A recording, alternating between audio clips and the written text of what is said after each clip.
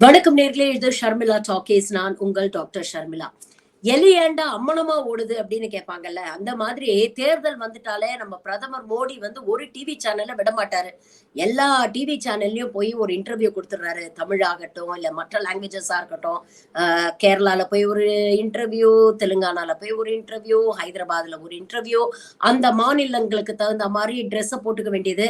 அந்த மாநிலங்களுக்கே உரித்தான விஷயங்களை, அங்க இருக்கக்கூடிய கல்ச்சர், லாங்குவேஜ், இது மேலெல்லாம் எனக்கு ரொம்ப அபரிமிதமான அன்பு, பற்று எல்லாம் இருக்கு அப்படின்னு ஒரு உருட்ட வேண்டியது. முக்கியமான கேள்விகள் எதையுமே வந்து ஆங்கர்ஸ் கேட்க மாட்டாங்க.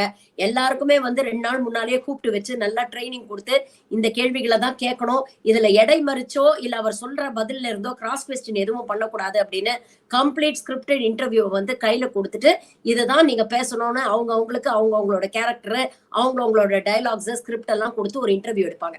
அந்த மாதிரி நேத்து பாத்தீங்கன்னா டைம்ஸ் நவுல ஒரு இன்டர்வியூ டெலிகாஸ்ட் ஆகுது.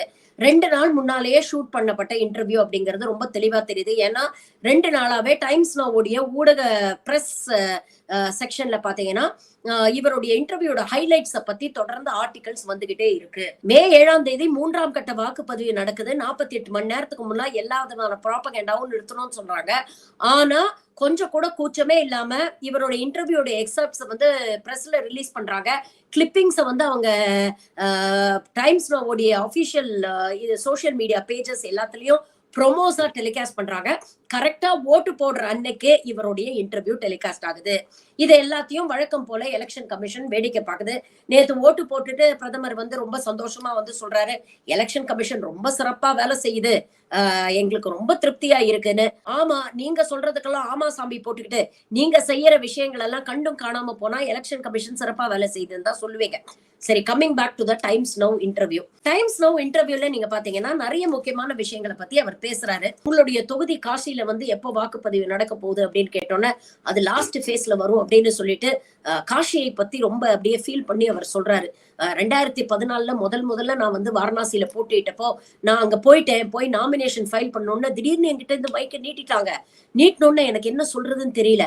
அப்ப நான் ஒரு வார்த்தை சொன்னேன், நானா இங்க வரல, என்னை யாரும் இங்க கூட்டிட்டு வரல, நான் வந்ததுக்கு காரணம் இங்க இருக்கக்கூடிய மா கங்கா, இந்த கங்கை மாதா தான் என்னை வந்து வரவழைச்சாங்க இங்க அப்படின்னு ஒரு வார்த்தை சொன்னேன். இன்னைக்கு 10 வருஷம் கழிஞ்சு எனக்கு என்ன தோணுதுன்னு பாத்தீங்கன்னா, கங்கை அன்னை என்னை தத்தெடுத்து கொண்டாள்.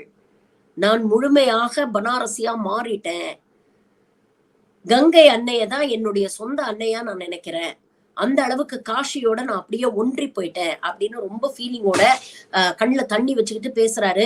நடுவுல அப்படியே கொஞ்சம் அமைதியா காக்குறாரு. அமைதி காக்கும் போது இந்த ஆங்கர்ஸ் எல்லாம் அப்படியே அவரை உத்து பாக்குறாங்க. ஒரு சோகமா மூஞ்சிய வச்சுக்கிறாங்க. இவர் ஒரு பக்கம் நடிக்க, அவங்க ஒரு பக்கம் நடிக்க, எப்பப்பா ஆரம்பமே வந்து பயங்கரமா இருந்தது.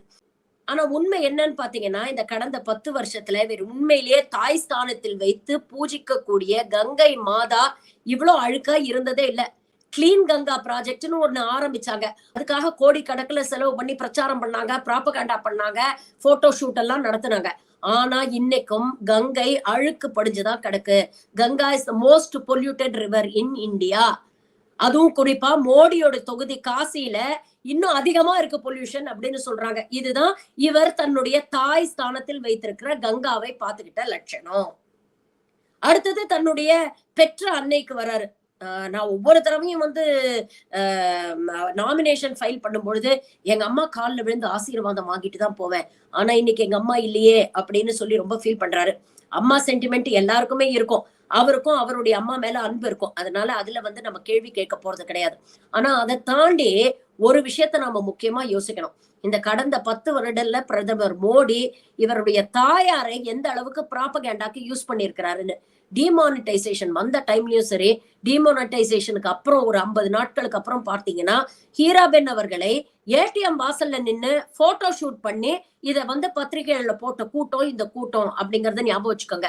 அதே மாதிரி COVID-19 காலகட்டத்துல அந்த அம்மாவுக்கு வேக்சினேஷன் போட்டு அதை போட்டோ ஷூட் எடுத்து பிரச்சாரம் பண்ண கூட்டம் தான் இந்த பாஜக கூட்டம் அப்படிங்கறதையும் நாம ஞாபகம் வச்சுக்கணும். அதனால ஒவ்வொரு முறையும் வந்து தன்னுடைய தாயை சந்திக்க போகும்போது உண்மையிலேயே தாய் மேல அன்பு இருக்கு, தாயோட குவாலிட்டி டைம் ஸ்பெண்ட் பண்ணணும்னு நினைக்கிறவரா இருந்தா அந்த டைம் வந்து ரொம்ப பிரைவசியா, ரொம்ப குவாலிட்டி கான்சியஸா இருப்பாங்க. ஆனா இவர் ஒவ்வொரு தடவையும் போகும்பொழுதும் ஒரு கேமராமேனையும் ஒரு என்டையர் க்ரூவையும் கூட கூட்டிட்டு போறது, அவங்க அம்மா காலை தடவுறதுல இருந்து காலை பிடிச்சி விடுறது வரைக்கும் எல்லாத்தையும் போட்டோ எடுத்து மீடியால போட்டு பப்ளிசிட்டி தேடுறது இருக்கு பாத்தீங்களா? இதுதான் வந்து நம்மளால நம்ப முடியாத ஒரு விஷயமா இருக்கு. 3வது, நாமெல்லாம் ஒண்ணு கேட்க நம்மள அசர வைக்கிற மாதிரி ஒரு பதில் சொல்லுவாங்க அப்படிங்கிறாங்கல்ல, அந்த மாதிரி ஒரு விஷயத்த சொன்னாரு. ஏழை எளிய மக்கள் தான் அவருடைய வீக்னஸா. அவங்கள பார்த்தாலே அவளுக்கு அப்படியே கண்ணுல தண்ணி வந்துருமா, நெஞ்சில அப்படியே ஈரம் பெருக்கெடுத்து ஓடுமா. அதனால ஏழை எளிய மக்களை பார்த்தாலே வந்து எனக்கு ரொம்ப கண்ணு என்னை அடங்காம என்னுடைய உணர்ச்சி வசப்பட்டுருவேன் நானு.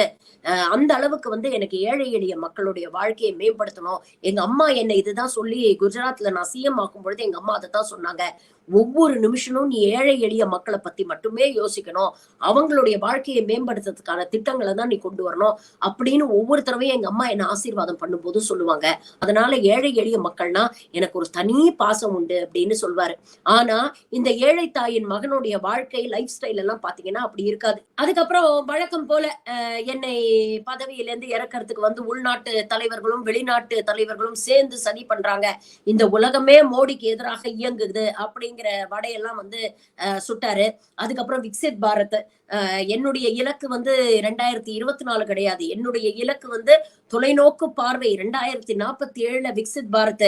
இன்னைக்கு இருக்கிற பிரச்சனைக்கெல்லாம் நான் சொல்யூஷன் சொல்ல மாட்டேன். வேலையில்லா திண்டாட்டம், விலைவாசி உயர்வை பத்தி எல்லாம் நான் எதுக்கு பேசணும்? அதெல்லாம் சின்ன சின்ன பிரச்சனைகள். என்னுடைய இலக்கே வேற, என்னுடைய தொலைநோக்கு பார்வையே வேற. 2047 இந்தியா சுதந்திரம் வாங்கி 100 வருஷத்துல இருக்கும் பொழுது அப்ப வந்து விக்சித் பாரதா மாத்திரதான் என்னுடைய குறிக்கோள் அப்படிங்கிற வடையெல்லாம் நிறைய சுட்டாரு. அதுக்கப்புறம் வழக்கம் போல காங்கிரஸ்ல நேருல ஆரம்பிச்சு இந்திரா காந்தில இருந்து ராகுல் காந்தி வரைக்கும் விட்டா அடுத்த தலைமுறையை சேர்த்து திட்டுவாரு. அந்த அளவுக்கு வந்து காங்கிரஸ் மீதான வன்மத்தை வந்து கொட்டினாரு. அதுக்கப்புறம் முக்கியமா அன்எம்ப்ளாய்மெண்ட்டை பத்தி கேக்குறாங்க. எதிர்கட்சிகள் வந்து அன்எம்ப்ளாய்மெண்ட் பத்தி பேசுறாங்களே, தொடர்ந்து இந்த பிரச்சனையை வந்து 2024 தேர்தல்ல ஒரு முக்கியமான பிரச்சனையா கொண்டு போறாங்களே, நீங்க அதை பத்தி என்ன நினைக்கிறீங்கன்னு கேட்டா வாய் கூசாம சொல்றாரு. அப்படி ஒன்னும் ஒரு பெரிய பிரச்சனையா இருக்கிறதா தெரியலையே. இங்க வந்து நிறைய ஆப்பர்ச்சுனிட்டிஸ் இருக்கு. அந்த ஆப்பர்ச்சுனிட்டிஸை இன்னைக்கு இளைஞர்கள் எல்லாம் யூஸ் பண்ணிட்டு இருக்கிறாங்க. அதனால வேலை வாய்ப்புகளை நாங்க நிறைய உருவாக்கி கொடுத்திருக்கிறோம். நிறைய ஆப்பர்ச்சுனிட்டிஸை வேலை வாய்ப்புகளை கன்வெர்ட் பண்ணி கொடுத்திருக்கிறோம். அப்படி வேலை வாய்ப்பு இல்லாத பிரச்சனை எல்லாம் இங்க எதுவுமே இல்ல அப்படின்னு பச்சையா போய் சொல்றாரு.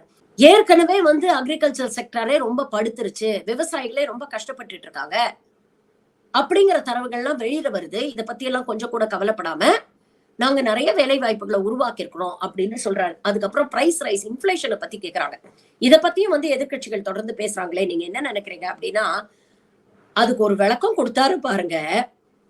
பிரைஸ் ரைஸ்க்கு 3 முக்கியமான காரணமா. ஒண்ணு ஃபுட், இன்னொன்னு ஃபியூவல், இன்னொன்னு ஃபர்டிலைசரா. இந்த 3 முக்கியமான காரணமா.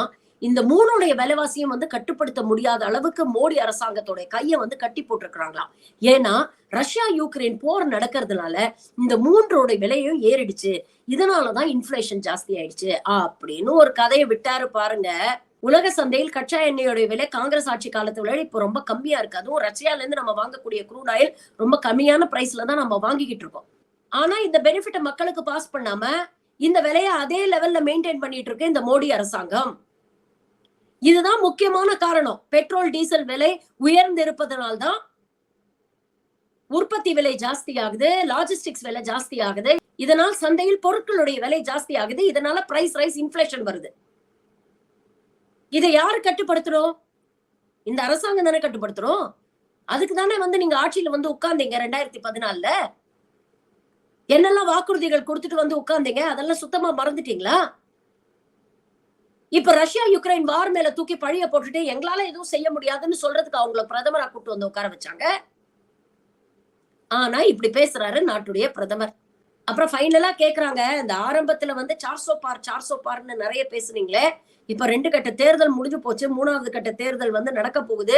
இப்ப வந்து 400 பாரை பத்தி பெருசா பேச மாட்டேங்கிறீங்களா அப்படின்னு சொன்னா அதுக்கு சொல்றாரு, ஏற்கனவே கடந்த 2 ஆட்சியில 2014லயும் சரி 19லயும் சரி நாங்க 400 பார் ஆட்சி தான் நடத்திட்டு இருந்தோம். எங்களுக்கு வெளியில இருந்து ஆதரவு கொடுத்த கூட்டணி கட்சிகள் எம்பிக்கள் எல்லாம் சேர்த்தா அது கண்டிப்பா 400க்கு மேல வந்துரும். சோ 2 ஆட்சி காலத்திலயும் நாங்க 400 பார் ஆட்சி தான் நடத்திட்டு இருந்தோம். இது ஒண்ணும் எங்களுக்கு புதுசு இல்ல அப்படின்னு ஒரு உருட்டு உருட்டுறாரு. இந்த ஓவரால் 80 நிமிஷம் இன்டர்வியூல வரிக்கு வரி பொய், பித்தலாட்டம், மக்களை திசை திருப்புற வேலைய திறமையா செய்யறாரு. இத 2 ஆங்கர்ஸ் உட்கார்ந்துகிட்டு வேடிக்கை பார்த்துக்கிட்டு இருக்காங்க. இவர் சொல்லக்கூடிய பல விஷயங்களுக்கு எதிராக தரவுகள் இருக்கு, பத்திரிகைகள்ல வந்திருக்கு. அரசாங்கம் எடுத்த சர்வேஸ்லயே இவர் சொல்றதெல்லாம் எவ்வளவு அப்பட்டமான பொய் அப்படிங்கிற தரவுகள் இருக்கு.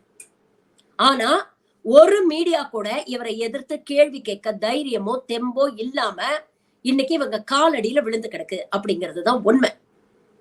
மாசம் மாசம் மன் கி பாத் பேசிட்டு இருந்தார்ல, உண்மையிலேயே ஃப்ரீடம் ஆஃப் பிரஸ் இருக்கு, உண்மையிலேயே இங்க இருக்கக்கூடிய மீடியாலாம் அன்பயஸ்டா வேலை செய்யறாங்கன்னா இவங்க என்ன செஞ்சிருக்கணும்? ஒவ்வொரு மன் கி பாத் வந்ததுக்கு அப்புறம் மோடி சொன்ன பொய்களை ஃபேக்ட் செக் பண்ணி அதை எக்ஸ்போஸ் பண்ணியிருக்க வேண்டாமா? இதை இவங்க ஒழுங்கா செஞ்சிருந்தாருன்னா மீண்டும் ஒரு முறை மோடி ஆட்சிக்கு வந்திருப்பாரா 2019ல? அப்ப தொடர்ந்து சனநாயகத்துக்கு எதிராக பாஜக இந்த பாசிச ஆட்சி வேலை செய்யுதுன்னு அப்படி சொல்றோம்ல, இவங்களுக்கு உறுதுணையா இருந்து மக்களோட கண்ணை கட்டி கைய கட்டி அவங்கள படுகொலியில தள்ளுற வேலையை இந்த கோதி மீடியா சிறப்பா செய்யுது. அதுதான் இன்னைக்கு எல்லாரும் செஞ்சிட்டு இருக்காங்க. இவங்களை எதிர்த்து கேள்வி கேட்க தைரியம் இல்லை. அப்படி கேள்வி கேட்டா என்ன ஆகும் அப்படிங்கிறதுக்கு நிறைய உதாரணங்கள் இருக்கு. பிபிசி ஒரு டாக்குமெண்ட்ரி ரிலீஸ் பண்ணோன்னே எப்படி அவங்க போய் ரெய்ட் பண்ணாங்க அப்படிங்கறதெல்லாம் பாக்குறோம். இந்த வயர் பத்திரிகைக்கு எவ்வளவு குடைச்சல் கொடுத்தாங்க அப்படின்னு பார்த்தோம். என்டிடிவி எப்படி விலைக்கு வாங்கிட்டாங்கிறத பார்த்தோம். ஏன் இப்ப 2 நாள் முன்னால ஜி நியூஸ்ல இருக்கக்கூடிய சிஇஓ மாத்திட்டாங்க. காரணம் என்னன்னா 2 நாளா பிரதமர் மோடி அமித்ஷா ரேலிய ஜி நியூஸ்ல அவங்க டெலிகாஸ்ட் பண்ணலையா. அதனால மேல் பதவியில இருக்கக்கூடிய சிஇஓவே மாத்தி வேற ஆளை கொண்டு உட்கார வைக்கிற அளவுக்கு இந்த பாஜக ஈகோ சிஸ்டம் வேலை செய்யுது. இந்த மாதிரி ஸ்கிரிப்டட் இன்டர்வியூஸ தேர்தல் வரக்கூடிய டைம்ல கோதி மீடியால எல்லா பிரஸ்லயும் ஒரு இன்டர்வியூ கொடுத்துட வேண்டியது, எல்லா பேப்பர்ஸ்லயும் இந்த மாதிரி ஒரு இன்டர்வியூ கொடுத்துட வேண்டியது, மறுபடியும் சொல்லக்கூடிய பொய்களை திரும்ப திரும்ப திரும்ப திரும்ப சொல்ல வேண்டியது. ஏன்னா ஒரு பொய்ய 1000 தடவை சொன்னா இதில் உண்மை இருக்குமோ அப்படின்னு மக்கள் நினைப்பாங்க. அதுதான் அவங்களை பிரெயின் வாஷ் பண்ணக்கூடிய ஃபர்ஸ்ட் ஸ்டெப்.